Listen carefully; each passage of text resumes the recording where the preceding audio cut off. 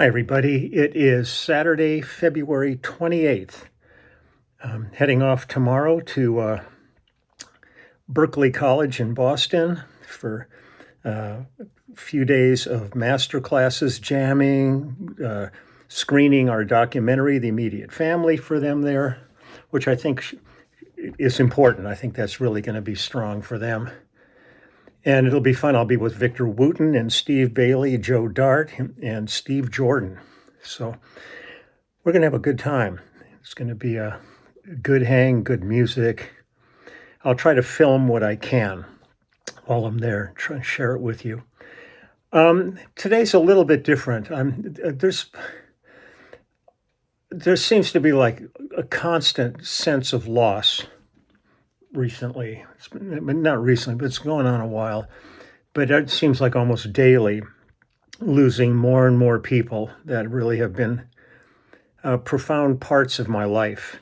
And it's really heartbreaking. I want to just pay a little tribute here. The first one I want to talk about is Uncle Joe Benson, who was like one of the great DJs of Los Angeles. I've done so many functions over the years, and Joe was always there. He would be emceeing or hanging or reporting.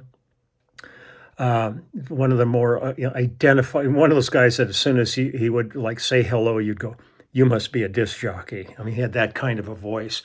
There's a little bio here that I'll read for you. It says, Uncle Joe Benson, a towering voice in the Los Angeles radio, whose career spanned nearly 4 decades, died February 24th due to Parkinson's disease, Parkinson's dementia, and complications from a fall. He was 76. Benson's baritone voice made him a fixture on KLOS FM, station 93.1. It says Aero 93.1, but I just always thought of it as KLOS. I guess that was Aero 93.1 and The Sound 103.1, where he was known for blending music with storytelling, giving listeners a personal connection to the artist and the variety of songs he played. From his early days in a small Illinois station broadcasting out of a trailer for his decades in Los Angeles, Benson brought a unique warmth and humor to the airwaves. Joe, let's see. Joe was a man of the people and a friend to all. Whether you met him in person or just heard his big distinctive voice over the airwaves, KLOS wrote on Facebook, noting his career was filled with encounters with virtually every major rock musician. Colleagues and fans flooded social media with memories. A radio legend silenced, wrote fellow disc jockey Rita Wilde, nothing but love and respect. At least you aren't in pain anymore. Love you forever. Beyond his weekly shows, Benson hosted a specialty program like Off the Record, Local Licks, and Seventh Day, providing platforms for emerging bands and full album experiences that became Sunday night rituals for many Angelenos. He also authored a series of Uncle Joe Benson's record guide books and shared his passion for motorsports with Rock and Roll Racing Report. Even after semi-retiring in 2017, Benson returned to host Ultimate Classic Rock, a nationally syndicated show demonstrating his enduring dedication to the medium he loved. It just really saddened me because, I mean, I spent, every time I'd see Joe, it was like old home week.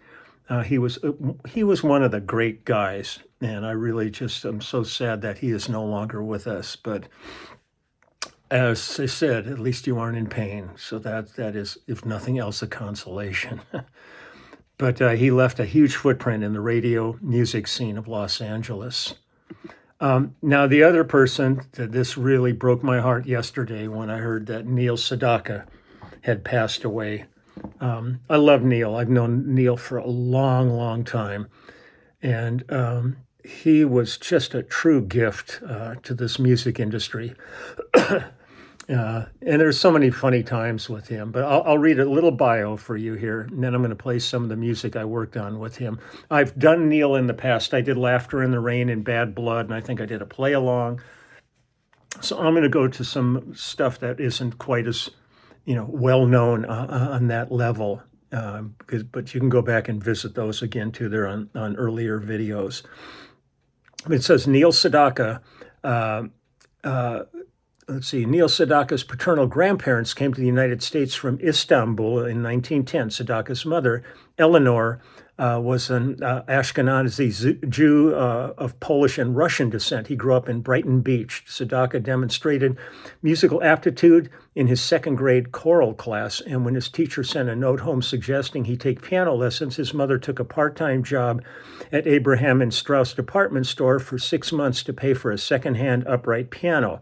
In 1947, he auditioned successfully for a piano scholarship at Juilliard School of Music in their preparatory division for children, which he attended on Saturdays. His mother had wanted him to become a classical pianist like his contemporary Van Cliburn, and Sedaka continued to show fondness and capacity to play classical music throughout his life. At the same time, to his mother's dismay, Sedaka was discovering pop music. His mother eventually acquiesced when Sedaka received a 5-figure royalty check for his Calendar Girl in 1961. When Sedaka was 13, a neighbor heard him playing and it introduced him to her 16-year-old son, Howard Greenfield, an aspiring poet and lyricist. They became two of the Brill Building's composers. Sedaka attended Abraham Lincoln High School in Brooklyn, for which he graduated at the age of 17 in 1956. Sedaka and Greenfield wrote songs together throughout much of their young lives. Before rock and roll became popular, Sedaka and Greenfield found inspiration from show tunes. When Sedaka became a major teen pop star, the pair continued writing hits for Sedaka and numerous other artists. When the Beatles and the British invasion took American music in a different direction, Sedaka was left without a recording career. In the early 70s, he decided on a major change in his life was necessary and moved his family to the United Kingdom. Sedaka and Greenfield mutually agreed to end their partnership with Our Last Song Together. Sedaka began a new composing partner with lyricist Phil Cody. After graduating from Abraham Lincoln High School, Sedaka and some of his classmates formed a band called the Link Tones.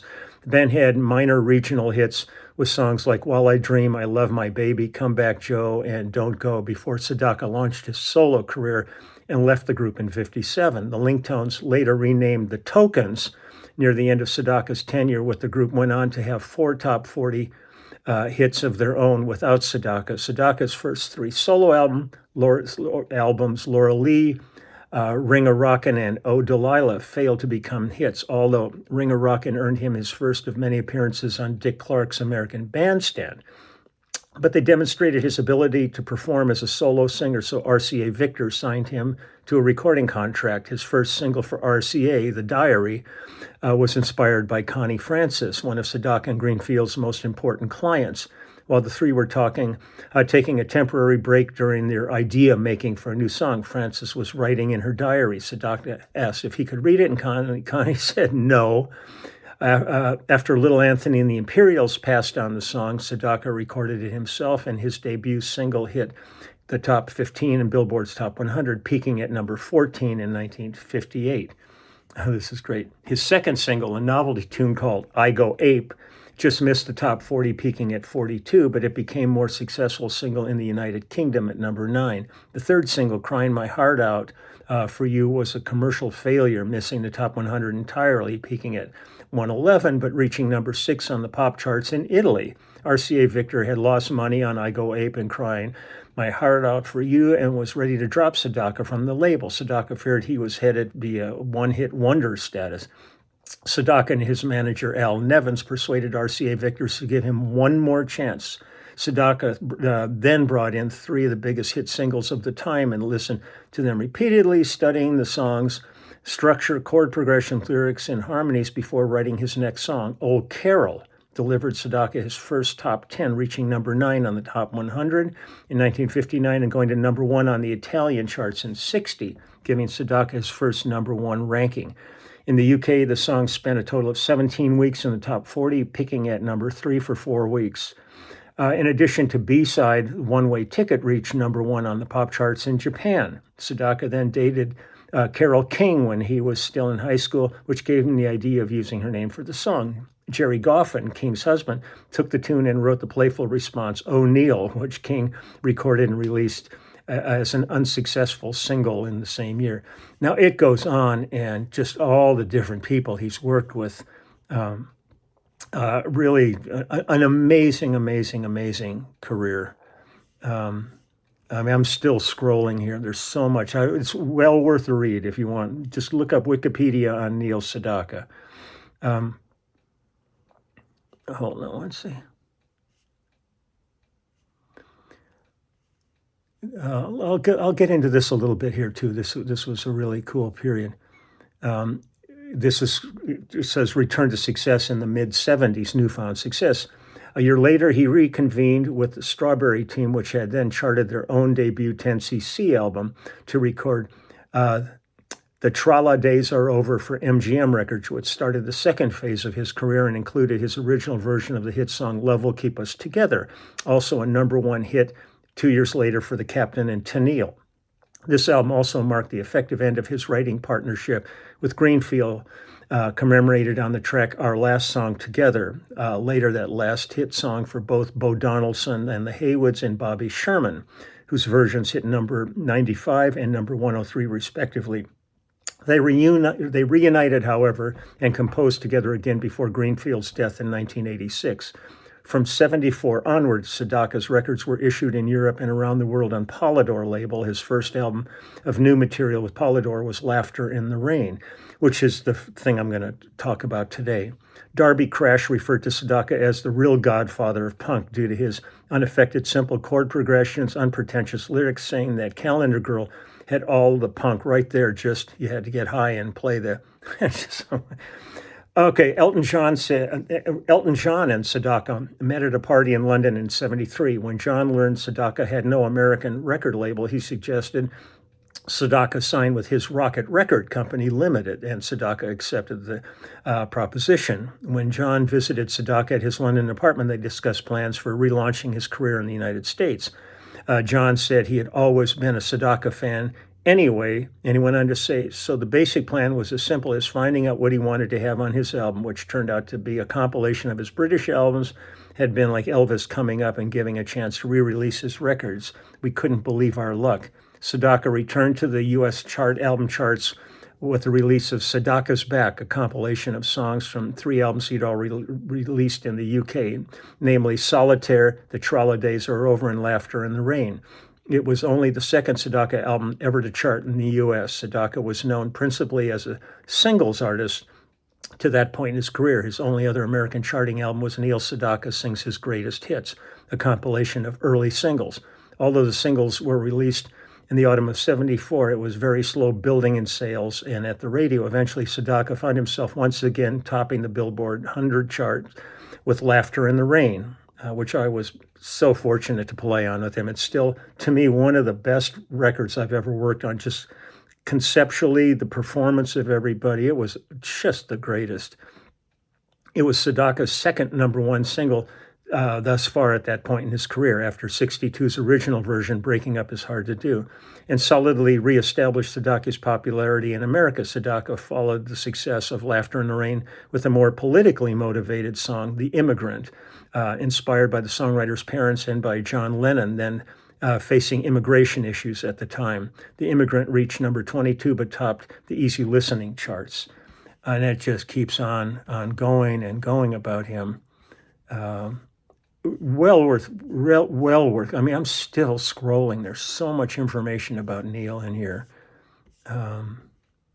Sedaka married Liba Strasberg in 1962. The couple had a daughter and a son. Sedaka's nephew through his marriage to Strasberg is CNN politics writer Harry Enton. Sedaka's last appearance in public on February 25th, 26, dining at his favorite restaurant, had shown no signs of ill health. On the morning of February 27th, which was yesterday, he was hospitalized in Los Angeles after experiencing an undisclosed medical emergency, and he died later that same day at the age of 86.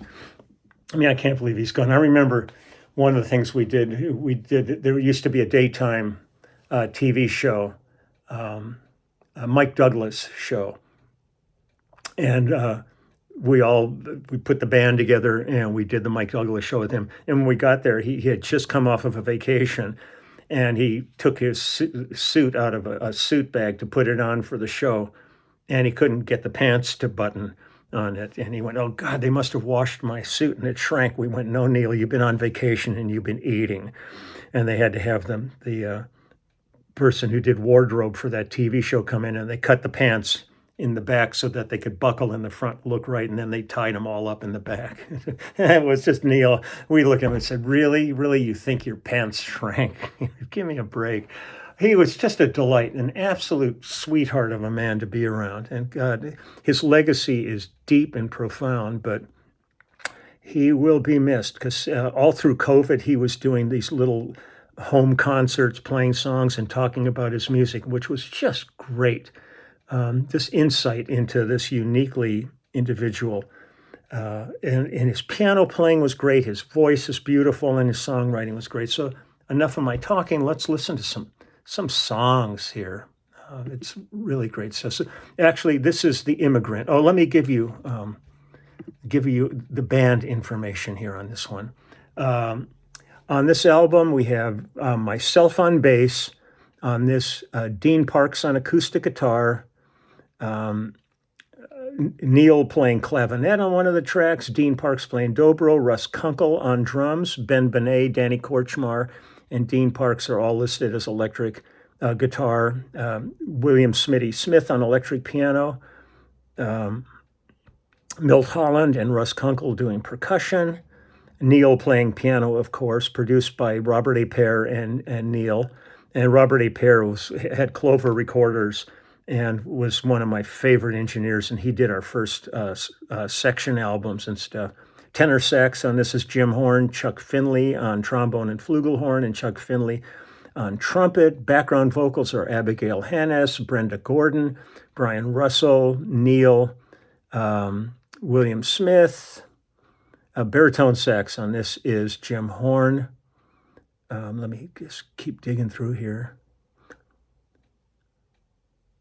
The whole horn section on this was Chuck Finley, Clark Finley, Dick Slide High, Don Menza, and Jim Horn.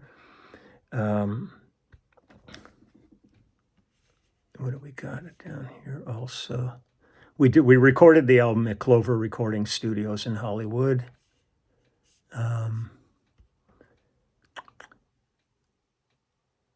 Sorry, I'm just trying to...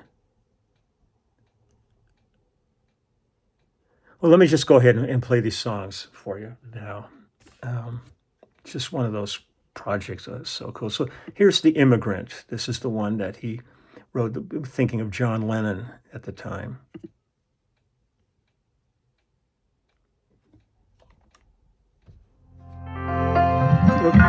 Downbeat.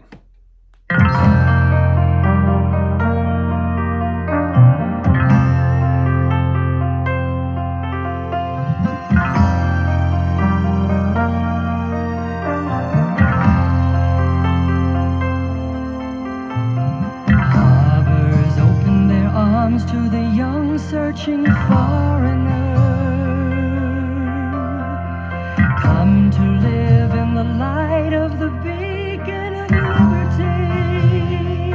Love his voice. Plains and open skies, billboards would advertise. Was it anything like that when you arrived?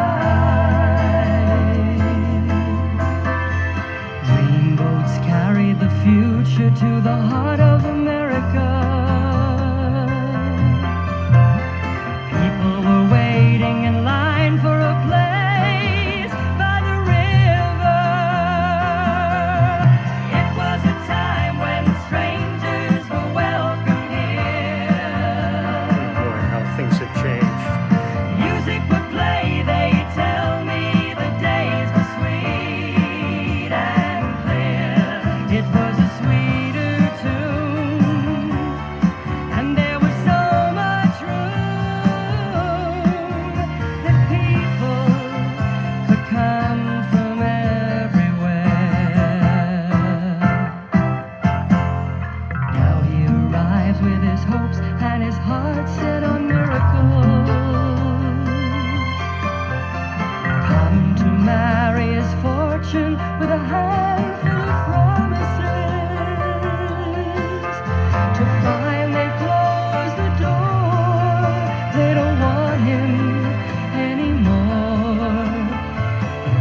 isn't any more to go around. Turning away, he remembers he once heard a legend that spoke of a mystical, magical land called America. There was a time when strangers were welcome here. Music would play, they tell me the days were sweet and clear. It was a sweeter tune, and there was so much room that people could come from everywhere.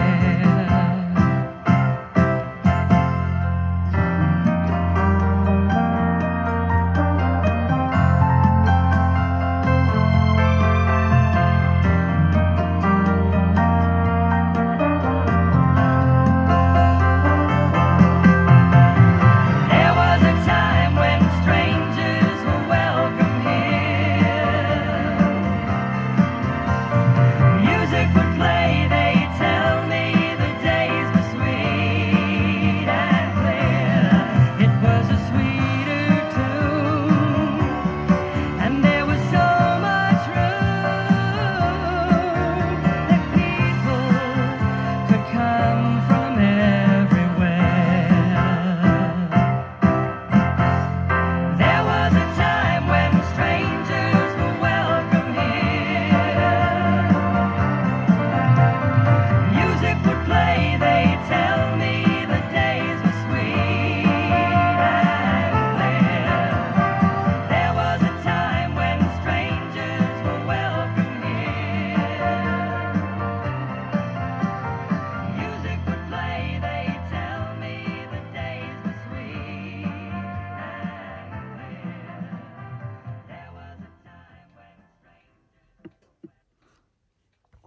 Amazing how times have changed. That's a great sentiment about immigration. What do we got here? Oh, this is a fun one here. This is called A Little Lovin'. Again, hold on, I'm going to see if there's any more info on this one. Reached number 34 on the UK pop charts, but not released as a single in the US. First heard on the Polydor album Laughter in the Rain, incorporated into the Rocket album Sedaka's Back later that year. Yeah, these ended up, as he was doing multiple labels, these ended up on different projects. But here we go. A Little Lovin', 1974.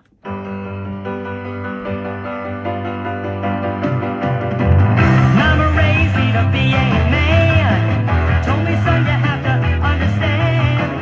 Learn to get while the getting's good, and bring it back to the neighborhood. And I swear I was there. Tell me, why should I lie? I just wanna say a little loving goes a long, long way. A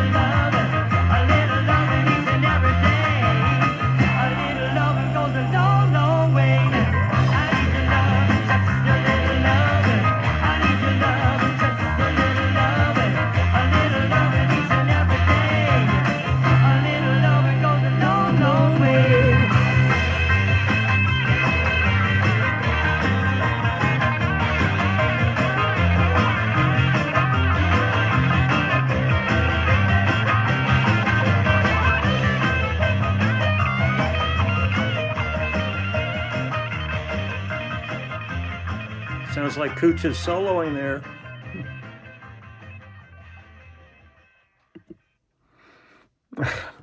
Just fun stuff, my God.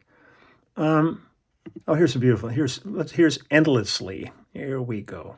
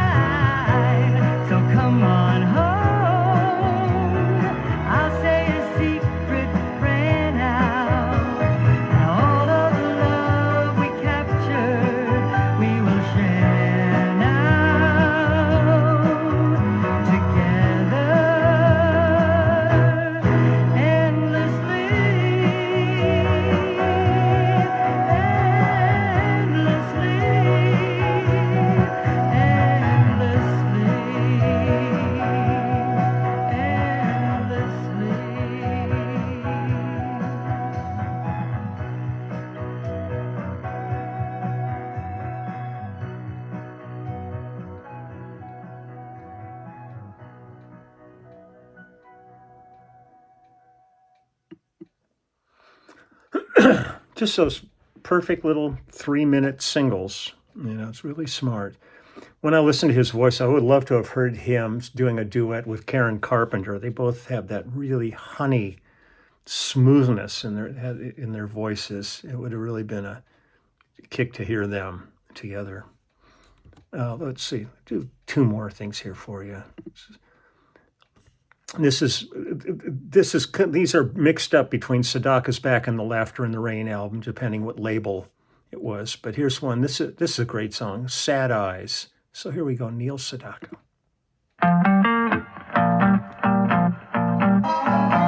Yeah.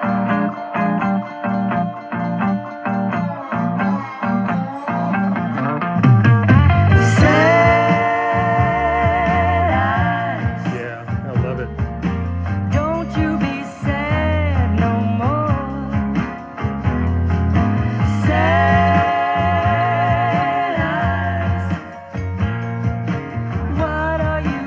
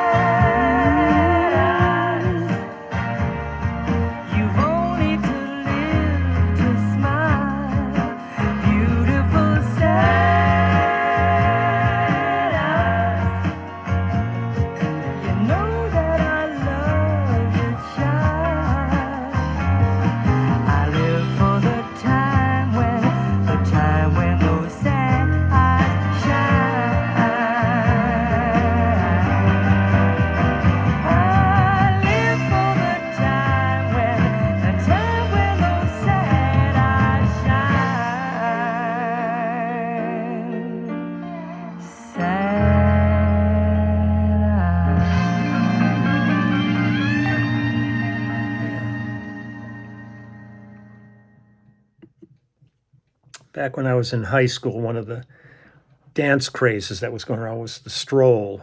And that would have been the perfect song for doing the stroll. It was just kind of this really lazy, kind of greasy thing. It was really cool. Not that I was ever much of a dancer, because I always played at the dances, so I never got my dancing chops up. Here's one called Going. I'll play you this one, and then I'm going to get running here. This is called Going Nowhere. Again, this one is showing up on the Laughter in the Rain and not Sedaka's Back, but they're pretty much the same thing here. Here we go.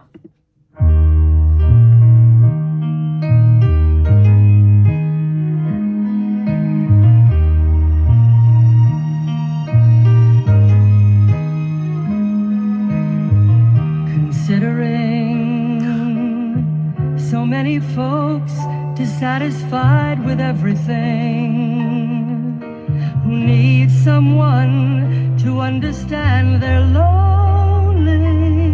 I love his voice. They're lonely, and they're not alone. And everywhere they shrug their shoulders, tell themselves that they don't care. And all the while they make believe they're happy,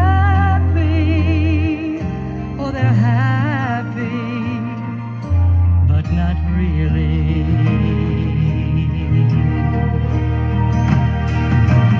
And they're asked to hold the world together,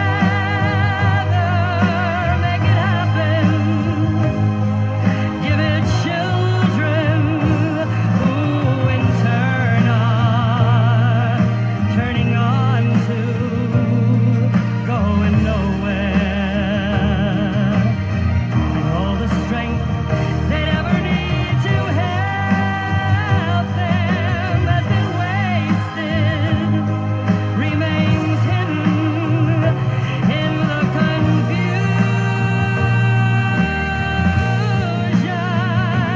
of going nowhere.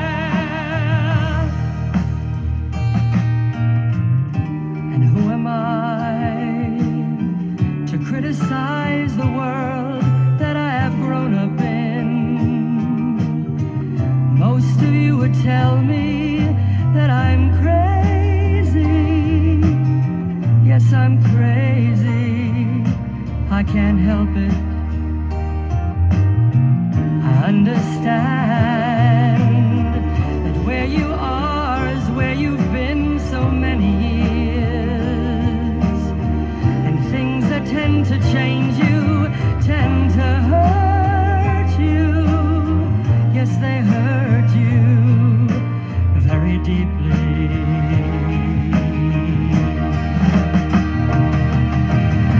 And still you try to hold the world together, make it happen, give it children who in turn are turning on to going nowhere.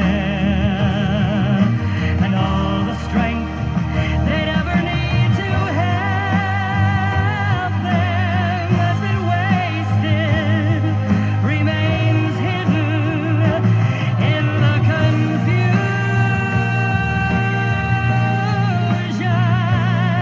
of going nowhere, going nowhere, going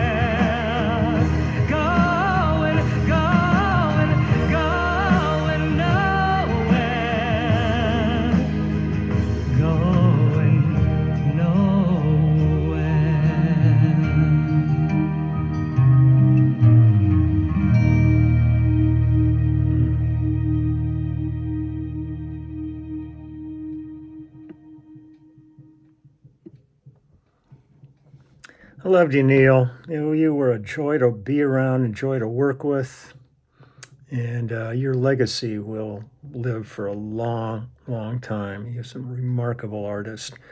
My heart is with the family at this point, but it was just really sad. Yesterday when I opened up social media and suddenly saw, as soon as you see pictures, a few pictures of somebody, you kind of know, oh, this is not going to be good.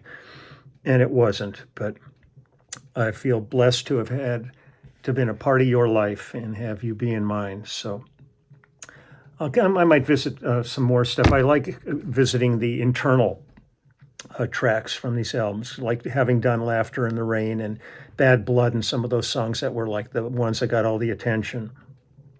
I also really love these internal tracks from records and just listen to the writing and the performance and all that. So take good care. I wish everybody the best. I'll be heading off tomorrow, so I'll be hopefully filming and sending you off some videos from Berkeley. But other than that, it's going to be another hot day. It's supposed to cool off about, I mean, like yesterday, I think it was 90 something here in LA. We don't need this now. But I think by Monday, it's supposed to be down like in the low 70s again, that's getting close to normal. So that would be great. So, but I'm going to get to work. I'm going to spend the day just doing some more work around the house and then head out tomorrow. So take good care. I'll talk to you later. Okay, bye.